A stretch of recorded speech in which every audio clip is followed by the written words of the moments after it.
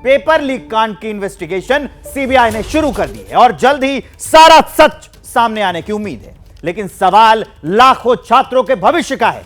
लिहाजा ABP news ने एक बड़ी पड़ताल की। हमारी टीम उस जगह पर पहुंची जहां 4 मई की रात को पेपर लीक के बाद छात्रों को उत्तर रटवाए गए थे।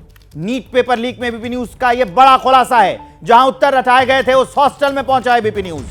कैमरे पर पहली बार हॉस्टल मालिक प्रभात, उसने यह कहा कि मुझे गोरख धंधे की जानकारी नहीं थी। प्रभात का यह कहना है किराएदार आशुतोष और उसका दोस्त मनीष जो है उसमें शामिल हैं। एबीपी न्यूज की इन्वेस्टिगेशन में यह बहुत बड़ा खुलासा हुआ है। हॉस्टल के किराएदार आशुतोष पर संगीन आरोप लगे हैं। पेपर लीक में आशुतोष के शामिल होने की भी बात है। कैमरे के सामने आशुतोष ने गलती कबूल की है। कबूलनामे ने पेपर लीक की परतें खोलकर रख दी है। हॉस्टल में छात्रों को मनीष लेकर आया था। मैंने अपना फोन बंद कर दिया था, यह कहना है आशुतोष का। तो ये आशुतोष ने जो कबूला है एबीपी न्यूज के कैमरे पर, वो पूरा हिस्सा हम आपको दिखाने जा रहे हैं। ये बहुत बड़ा कबूलनामा नीट परीक्षा में जो धांधली हुई है, जो पेपर लीक हुआ है, उससे संबंधित आप भी सुनिए।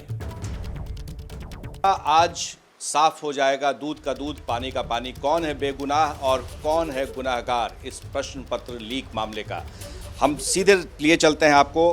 प्रभात रंजन से तो हमने बात की थी, आपने बताया था कि किस तरह से आशुतोष को आपने ये किराए पर दिया था और आशुतोष भी हमारे कैमरे पर हैं। अब आप देखिए जो जिस शख्स का नाम लिया गया था आशुतोष भी, यानी कि मकान मालिक और किराएदार दोनों पहली बार एबीपी न्यूज़ पर एक साथ आपको दिख रहे हैं। और क्या आप पहला सवाल करना चाहेंगे आशुतोष से, आप बताइए।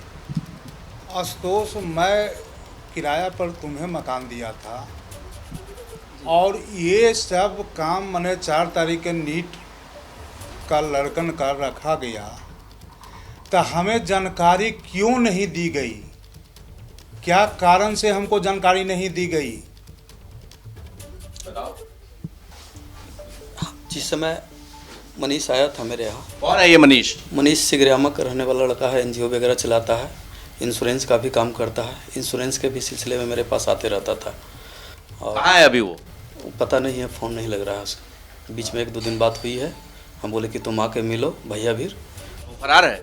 हाँ, पता नहीं आया मेरे पास आया नहीं आया भैया के। हम बुलाए कि तुम भैया के पास आओ। तो उससे क्या डीलिंग हुई तुम्हारी? हमसे डीलिंग कुछ नहीं हुई है, हमसे सिर्फ इतना ही बातें हुई है। जो मेरा कंपनी का रजिस्ट्रेशन वही दौड़ के कराया था। जो हम ज़मीन का काम कर रहे थे तो सोचे कि काम। तो आप दलाल हैं? ज़मीन का काम करते हैं। हाँ। थाने की भी दलाली करते हैं? जी नहीं।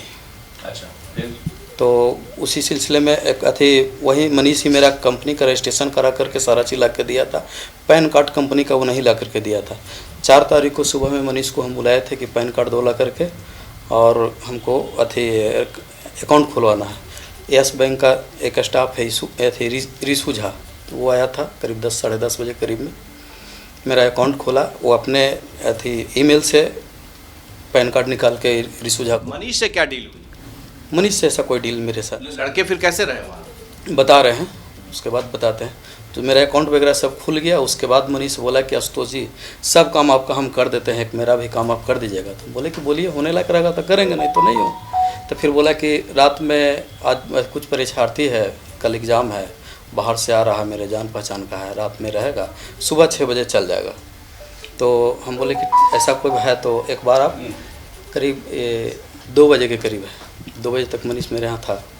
तो 4 तारीख को, हाँ, लमसम 2 बजे के लगभग में इस तरह से बातें हो रही थी। तो मनीष बोला, हम बोले कि ठीक है रह जाएगा, लेकिन आप एक बार भैया से बात कर लीजिएगा। प्रभात। कौन है भैया? प्रभात भैया से, मकान मालिक से। हम बोले आप क्यों नहीं बात की है? आपको किराए पे मकान दिया गया था? मेरी ये गलती है कि मैं नहीं बात कर पाया इनसे, भैया से। हम उसको बोले कि बात कर लीजिएगा, तो कि हम बात कर लेंगे, आप टेंशन न लीजिए। क्योंकि भैया को लोकल है तो वो भी भैया को जान रहा है, हम भी जान रहे हैं। तो फिर शाम में भी पूछे कि भैया से बात कर लें, कि हाँ हम बात कर ले लेना, जब तू टेंशन ना ला। फिर रात में 9 साढ़े 9 के करीब सेकेंड। तो फिर जब 8 तारीख के तुमको जमशेदपुर से लौट के आया मनीषवा, तुम यहाँ दनियामा बुलाए, तो क्या प्रूफ हुआ कि मनीषवा हमसे बात किया? नहीं, हम पूछे उससे, मनीष से, कि तुम बात किया था भैया से? तुम क्यों नहीं बात किए? हमसे गलती हुआ कि हम बात नहीं कर इस प्रश्न पत्र लीक मामले में लीक में तुम सम्मिलित हो? भैया नहीं है। कैसे नहीं हो? नहीं है। मकान मालिक को खबर नहीं दे रहे हो? नहीं, खबर तो नहीं कि, लेकिन हम है भी नहीं इसमें। तुमको जब जानकारी थी कि नीट का परीक्षा है, परीक्षा के लिए सभी लोग जितना है परीक्षा न देने जाकर यहीं पर है, तब जान रहे थे कि वो वहाँ रट रहा है, फिर उसके बाद तुमको कैसे नहीं पूरी जानकारी थी? हमको जानकारी कल होकर को ही भैया ये बताया कि पैसे बिना हमसे पूछे हुए कोई कह देगा तुम्हारा दोस्त तो कि दूगो लड़का दूगो लड़की के रह देहूँ तोरा 25,000 रुपया दे देवो, ये भी काम तुम गंदा काम करेगा? जो गंदा काम नीट वाला में किया नहीं किए हैं। नहीं, तुम गुनाह स्वीकार करते हो कि तुम नीट वाले में शामिल थे? नहीं भैया, शामिल नहीं है, लेकिन मेरा गुनाह ये है ना कि मैं भैया से बिना पूछे उसको रहने के लिए दे दिया। नहीं, तुम्हें जानकारी थी कि गलत तरीके से यहाँ पे बच्चों को रखा जा रहा है? नहीं, हमको जानकारी तो मनीष ने नहीं बताया? नहीं बताया। तो फिर कैसे कह रहे थे कि मनीष तुम बता दो भैया से? हम ये जब ये सही काम हो रहा था तो तुम कैसे तुम खुद बताते? तो भैया बोल ही रहे हैं कि जिस दिन घटना हुई 8 बजे 9 बजे रात के आपके यहाँ छापामारी हुआ 5 तारीख को, तो पूरे रात पूरे दिन 2 बजे हमको दूसरा आदमी से खबर मिलता है संजय जी द्वारा कि आपके मकान पर छापामारी हुआ है। तुम्हारे पहले कह दे दो, तुम्हारे पास क्या नंबर नहीं था? मेरा नंबर था, मोबाइल हम बंद कर दिए थे उस समय। हम संजय जी को बोले इसलिए कि सम्मिलित होगा, इसलिए कि संजय जी अरे कुछ न कुछ तो साजिश होगा, फोन हम क्यों नहीं बंद कर रहे हैं? तो मालूम कल करके तो मालूम हो ही गया किस तरह से कांड हुआ मेरे। बेगुनाह है, साफ सुथरा बोलेंगे, ये प्रशासन को हम मदद करेंगे। जो गुनाहगार रहेगा वो साफ सुथरा कहाँ से बोलेगा? पैसा कमाने का तो तुमको होड़ शुरू से था।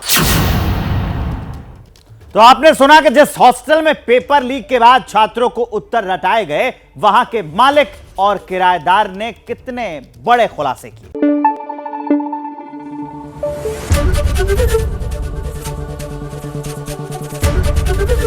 एबीपी न्यूज आपको रखे आगे।